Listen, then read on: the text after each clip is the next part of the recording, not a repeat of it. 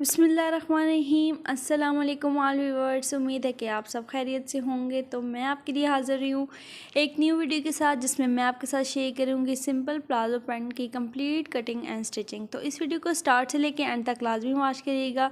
तो स्टार्ट करते हैं अपनी वीडियो को, चलते हैं अपनी वीडियो की तरफ। तो यहाँ पर हमने फैब्रिक ले लिया जिसके ऊपर हमने प्लाजो पैंट की कटिंग करनी है। तो यहाँ पर 2.5 इंच टोटल हमने फैब्रिक लिया है और इस फैब्रिक को हमने डबल फोल्ड करके रख लिया है, मींस के डबल तह लगा के रखी है। और उसके बाद इसकी लंबाई और चौड़ाई की है। इसकी लंबाई तकरीबन हमने 41 इंच रखी है और चौड़ाई जो है वो 19.5 इंच है। उसके बाद हम मार्किंग करेंगे। तो यहाँ पे हमें ट्राउज़र तैयार करने के लिए सबसे पहले हम नीचे से इसका निशान लगाएंगे। 11 इंच पे हमने निशान लगाया है नीचे से, और ऊपर से तकरीबन हमने 2 इंच इसके नेफ़े का छोड़ के और 2 इंच नेफ़े का छोड़ा है और 16 इंच हमने यहाँ पे आसन इसका तैयार करना है और हाफ़ इंच इसका जो सिलाई का मार्जिन हमने रखना है। तो यहाँ पे 18.5 इंच पे हमने इसका निशान लगाया है। और यहाँ पे निशान लगाने के बाद नीचे से जो 11 इंच का निशान है और ऊपर से जो हमने 18.5 इंच का निशान लगाया है, उनको आपस में हम मिलाएंगे। तो यहाँ पे जो शेप हम देंगे वो हम जो प्लाजो पैंट की शेप ही देंगे। ऊपर से हमने बिल्कुल सीधा सीधा इस तरह से लाना है।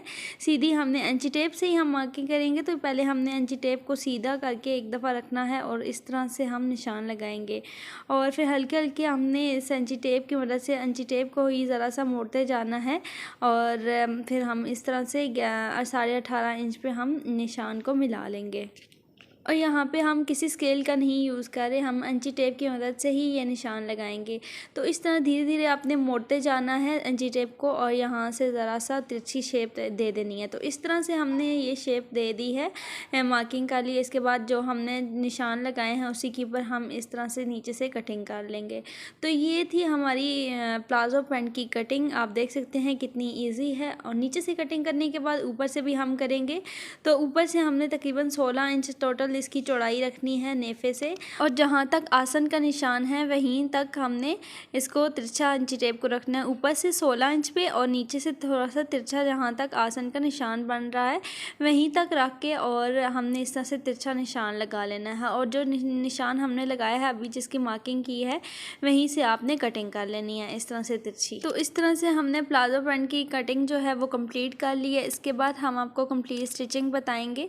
तो ये देख सकते हैं आप कितनी सिंपल और इजी तरीके से हमने इसकी कटिंग की है। उसके बाद हमने एंड में जो ऊपर से फैब्रिक है उसको इस तरह से रख के और कटिंग कर लेनी है, मींस के दोनों जो है साइड्स हैं उनको अलग कर लेना है। उसके बाद हम इसकी स्टिचिंग करेंगे। तो सबसे पहले हम इसकी साइड्स जो हैं वो सिलाई करेंगे। तो यहाँ पे तकरीबन हाफ़ इंच का या 1.25 इंच का मार्जिन रख के और हमने इस तरह से सिलाई लगा लेनी है। दोनों तरफ से सेम इसी तरीके से हमने सिलाई लगा ली है। और उसके बाद हम इसके आसन को सिलाई करेंगे। तो इस तरह से एक दूसरे के ऊपर इस तरह से दोनों फैब्रिक को जोड़ के और सिलाई लगा लेंगे। दोनों तरफ की इसी तरह से हम सिलाई लगाएंगे। इस तरह से आप देख सकते हैं हमने दोनों आसन को मिलाया है, दोनों फैब्रिक को एक दूसरे के साथ, और इस तरह से हम इसके ऊपर से सिलाई लगाएंगे। तो यहाँ पे आपने जब इसकी सिलाई लगानी है तो तकरीबन हमने हाफ़ इंच का मार्जिन रख के ही दोनों साइड की सिलाई लगा लेनी है। और मैंने काफ़ी कोशिश की है आपको कंप्लीट प्लाजो पैंट की कटिंग के बारे में इजीली गाइड कर सकूं। तो यहाँ पे आपने इस तरह से हाफ़ इंच का मार्जिन रख के दोनों साइड्स की सिलाई लगा लेनी है। उसके बाद हम ऊपर से इसका नेफ़ा तैयार करेंगे। तो नेफ़ा तैयार करने के लिए तकरीबन आपने आधा इंच इस तरह से फ़ोल्ड करना है और उसके बाद तकरीबन आपने 1.25 इंच या 1.5 इंच इस तरह से दोबारा से फ़ोल्ड करके और इसके ऊपर इस तरह से सिलाई लगानी है। तो पहले आपको जो मैंने लास्ट तक इसके साथ ही सिलाई करना बताया था, लेकिन यहाँ पे आपको थोड़ा चेंज करके बताऊंगी कि इस तरह से नेफ़ा भी पहले सिलाई करके और फिर आप प्लास्टिक डालेंगे तो वो भी बहुत आसान तरीके से और बहुत ही नीट तरीके से तैयार होता है ऊपर का लास्टिक। सो व्यूअर्स, यहाँ पे हमने नेफ़े को तैयार कर लिया। इसके बाद इसके अंदर हम लास्टिक डालेंगे और लास्टिक डालने के बाद हमने लास्टिक को एक दफ़ा खींच लेना है ताकि जो ऊपर की चोंटें हैं लास्टिक की वो इक्वली आएँ। तो यहाँ पे लास्टिक डालने के बाद लास्टिक को अच्छे तरीके से दोनों तरफ से खींचने के बाद और इसके सेंटर में हमने सिलाई लगा लेनी है। तो इस तरह से हमने ऊपर का लास्टिक तैयार किया है। अब इसके बाद हम नीचे से इसका जो बॉटम है उसे सिलाई करेंगे। तो नीचे से तकरीबन 3 इंच हमने फ़ोल्ड किया है, दोनों तरफ से 3 इंच फ़ोल्ड करके और प्रेस की मदद से अच्छे तरीके से ऊपर से प्रेस लगा ली है और फिर तकरीबन हाफ़ इंच अंदर की तरफ फ़ोल्ड करके और ऊपर से हमने इस तरह से इसके किनारे किनारे पे सिलाई लगा ली है।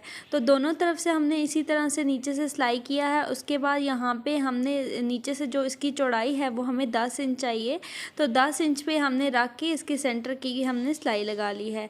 तो इस तरह से हमने इस प्लाज़ो पैंट को तैयार किया है और दोनों तरफ से आपने एहतियात से सिलाई लगानी है और जो साइड का मार्जिन है वो हमने 1.5 इंच साइड से छोड़ के और इस तरह से हमने सिलाई लगाते जाना है।